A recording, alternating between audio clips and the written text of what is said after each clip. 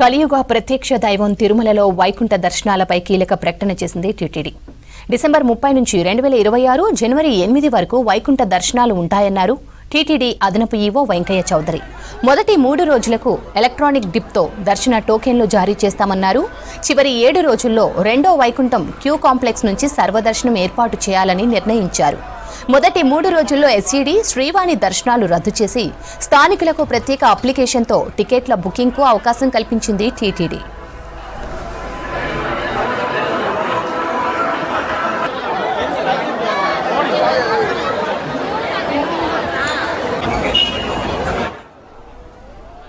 వైకుంఠ ద్వార దర్శనం రోజుల్లో తిరుపతిలో ఎస్ఎస్డీతో టోకెన్ల జారీ నిలిపివేయనున్నట్లు తెలిపింది టీటీడీ.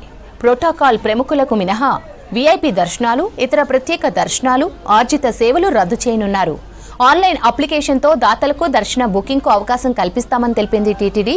వైకుంఠ దర్శనాల కోసం విస్తృత ఏర్పాట్లు చేస్తోంది తిరుమల తిరుపతి దేవస్థానం. ఇందులో భాగంగా సామాన్య భక్తులకు ఎక్కువ ప్రియారిటీ ఇస్తూ పలు కీలక నిర్ణయాలు తీసుకుంది పాలక మండలి.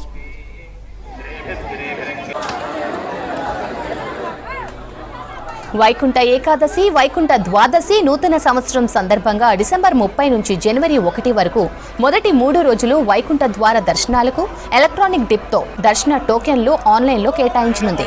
కుటుంబ సభ్యులందరికీ అందుబాటులో ఉండేలా 1+3 విధానంలో టోకెన్లు ఇవ్వనున్నారు.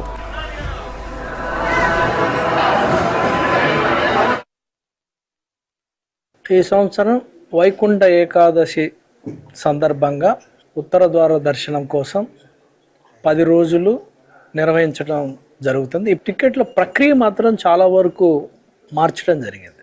దీంట్లో టెక్నాలజీని మ్యాక్సిమం ఉపయోగించుకొని రిస్క్ పారామీటర్స్ అని అనలైజ్ చేసుకొని ఆఫ్లైన్ టికెట్ ద్వారా తిరుపతిలో ఇచ్చే విధానానికి పూర్తి స్థాయిలో స్వస్తి చెప్పి ఈ 10 రోజులు ఒక మోడల్ తయారు చేయడం జరిగింది. ఈ మోడల్ ఇప్పటికే రిలీజ్ చేశాం.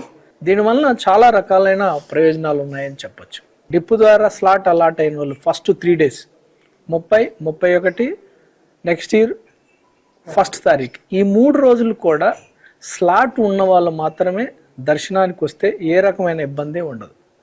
అడ్మినిస్ట్రేషన్ మీద బర్డన్ ఉండదు. స్లాట్ లేకుండా వచ్చిన వాళ్ళు ఇక్కడ వచ్చి మళ్ళీ వెయిట్ చేయటం కూడా బాగుండదు. ఎందుకంటే 2nd తారీఖు నుంచి మాత్రమే సర్వదర్శనం ఉంటుంది కాబట్టి. సో అందుకని అందరికి కూడా ఒకటే విజ్ఞప్తి, టీటీడీ అన్ని రకాలకు కూడా ఇప్పటికే సూచనలు చేసింది.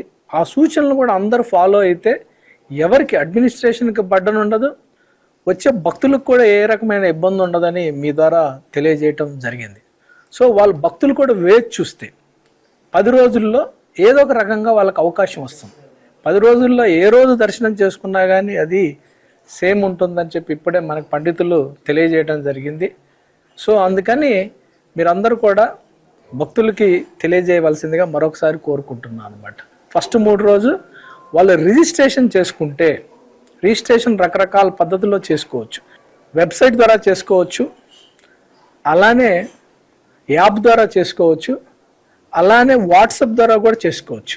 సఫిషియంట్ టైం ఉంది కాబట్టి రేపు 10 నుంచి అలానే 1వ తారీఖు దాకా వాళ్ళు రిజిస్ట్రేషన్ చేసుకోవచ్చు. 2వ తారీఖు మధ్యాహ్నం 2 గంటలకి డిప్ చేయటం జరుగుతుంది. ఈ రిజిస్ట్రేషన్ చేసిన వాళ్ళకు కూడా ఈసారి ఫ్యామిలీని యూనిట్గా తీసుకొని, అంటే 1+3 4 మెంబర్స్ ఒక డిప్లో ఒక స్లాట్ అంటే 4కి కూడా అవకాశం వస్తుంది. అందుకని వాళ్ళ పేర్లు కూడా చేసుకునేటప్పుడు ప్రాపర్గా 4 పేర్లు కూడా వాళ్ళు రాసి వాళ్ళు సబ్మిట్ చేయాల్సి వస్తున్నారు. ఫ్యామిలీని ఒక యూనిట్గా తీసుకొని ఈ రకమైన పద్ధతుల్లో రిజిస్ట్రేషన్ చేసుకుంటే తర్వాత మనం తీసుకునే డిప్ ద్వారా వాళ్ళకి అవకాశం వస్తే ఫ్యామిలీ వచ్చే అవకాశం ఉంటుంది. ఇది ఒకటి. తర్వాత 2వ తారీఖు నుంచి అంటే జనవరి 2026 జనవరి 2 తారీఖు నుంచి మనకి సర్వదర్శనం ఏర్పాటు చేయడం జరిగింది. ఆ 7 రోజులు కూడా 8వ తారీఖు దాకా కూడా వాళ్ళు సర్వదర్శనంలో వచ్చి దర్శనం చేసుకోవచ్చు.